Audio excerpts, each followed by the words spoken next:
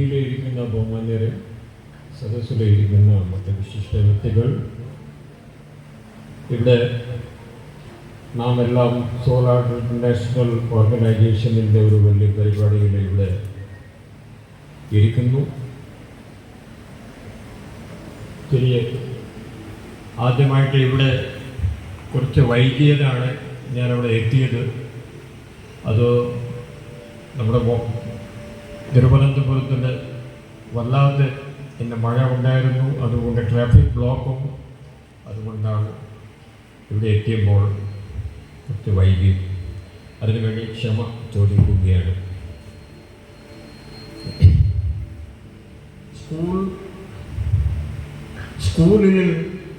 സ്കൂളിൽ നമ്മൾ ഒരുപാട് വിഷയങ്ങൾ കുട്ടികളോട് പഠിപ്പിക്കുന്നുണ്ട്.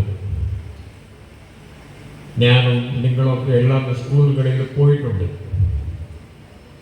എൻ്റെ അഭിപ്രായത്തിൽ സ്കൂളിൽ ഇനിയും ഒരുപാട് കാര്യങ്ങൾ പഠിക്കാനുണ്ട്.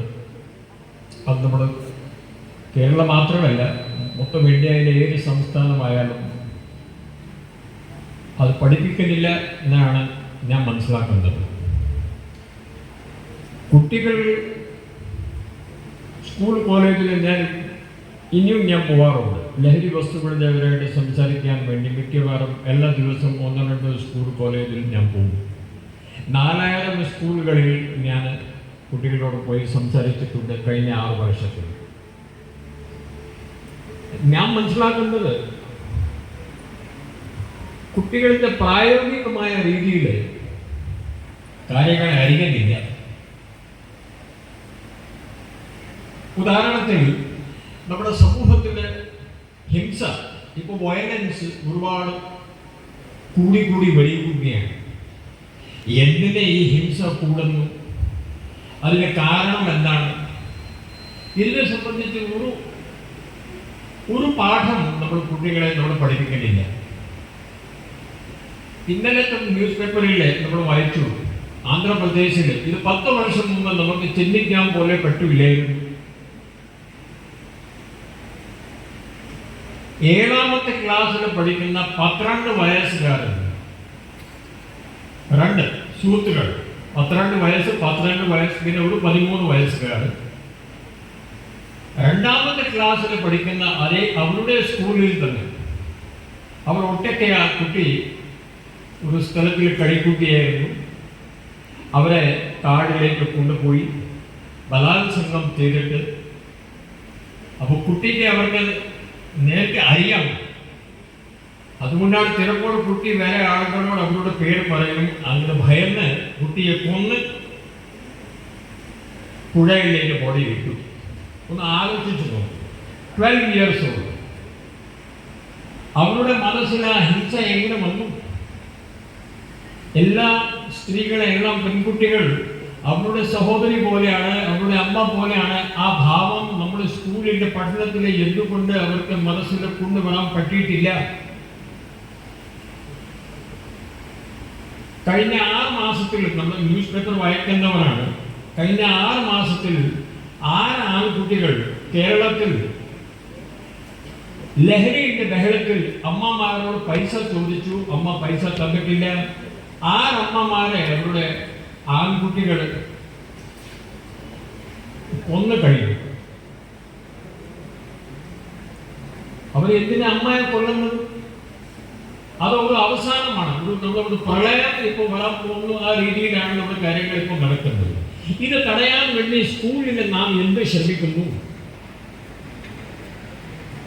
നമ്മൾ physics, chemistry, mathematics, biology, technology മാത്രം പഠിപ്പിച്ചാൽ മതിയോ? A+ ഗ്രേഡിൻ്റെ ഒറ്റ ചിന്ത മാത്രമേ ഉള്ളൂ ഇപ്പോൾ കൂടുതൽ അച്ഛന്മാരുടെ മനസ്സിൽ, ടീച്ചേഴ്സിൻ്റെ മനസ്സിൽ. അതുകൊണ്ട് മാത്രം നമ്മൾ രക്ഷപ്പെടുമോ? അതുകൊണ്ടും നമ്മൾ രക്ഷപ്പെടുന്നില്ല. സ്വന്തമായിട്ട് സ്കൂൾ കഴിഞ്ഞിട്ട് ഒരു 10,000 രൂപ പോലെ അവർക്ക് സ്കൂളിൽ പഠിച്ച കഴിവ് കൊണ്ട് 10,000 രൂപ പോലെ അവർക്ക് സമ്പാദിക്കാൻ പറ്റുമോ? അതും നടക്കുന്നില്ല. സ്കൂൾ പഠനത്തിന് ഒരു നമ്മുടെ വിപ്ലവകരമായ രീതിയിൽ ഒരു നമ്മൾ മാറ്റങ്ങൾ ആവശ്യമുണ്ടെന്നാണ് എൻ്റെ അഭിപ്രായം. സ്കൂൾ കുട്ടികളോട് ഞാൻ ചോദിക്കാറുണ്ട്, ഒറ്റ ചോദ്യമേ ഞാൻ ചോദിക്കുകയുള്ളൂ, ലഹരി വസ്തു എന്താണ്? ബിലീവ് മീ, ഇതുവരെ ഒരു കുട്ടിക്കും ഇതിന് മറുപടി പറയാൻ സാധിക്കുന്നില്ല. ലഹരി വസ്തു എന്താണെന്ന് അറിയാത്ത കുട്ടികളെ ലഹരി വസ്തു കഴിക്കാൻ പറയാൻ അതിൻ്റെ വളരെ കാര്യമുണ്ട്. They don't even know what is it. അത് നിങ്ങൾ കഴിക്കരുതെന്ന് പറഞ്ഞതിന് പ്രസക്തിയില്ല. ശരി എന്താണ്, തെറ്റെന്താണ്, അത് കുട്ടികളെ സ്കൂൾ സമയത്തിൽ പറഞ്ഞാൽ അവരുടെ മനസ്സിൽ കിടക്കണം. ആഹാരം കഴിഞ്ഞ സമയത്തിന് കുട്ടിയെ മൊബൈൽ ഫോൺ ഉപയോഗിക്കാൻ പാടില്ല എന്ന് നിങ്ങൾ കർശനമായിട്ട് പറയണം. ആരും ചെയ്യുന്നുണ്ടോ? ഒരു കണക്ക് പറയുന്നത് ഇന്ത്യ രാജ്യത്തിലെ ഒരു കുട്ടി 7 മണിക്കൂറാണ് ഒരു ദിവസത്തിൽ മൊബൈൽ ഫോൺ ഉപയോഗിക്കുന്നത്. 7 hours ഓൾ ഓവർ ഇന്ത്യ. 7 മണിക്കൂർ 16 മണിക്കൂറിൽ ഈ കുട്ടി ഉപയോഗിച്ചാൽ പിന്നെ ബാക്കി ഒരു കാര്യം പോലും ഈ കുട്ടിക്ക് ചെയ്യാൻ പറ്റില്ല. നാം എല്ലാം അമ്മ അച്ഛന്മാർ പാരൻസ് ഇത് നോക്കി നിൽക്കുകയാണ്. സ്വന്തം കുട്ടികളെ പേടിച്ച് ജീവിക്കുന്ന ഗതികേടിലാണ് നമ്മളിപ്പോൾ ജീവിക്കുന്നത്. ശരിയല്ലേ? ആ അവസ്ഥ നിർത്തണം.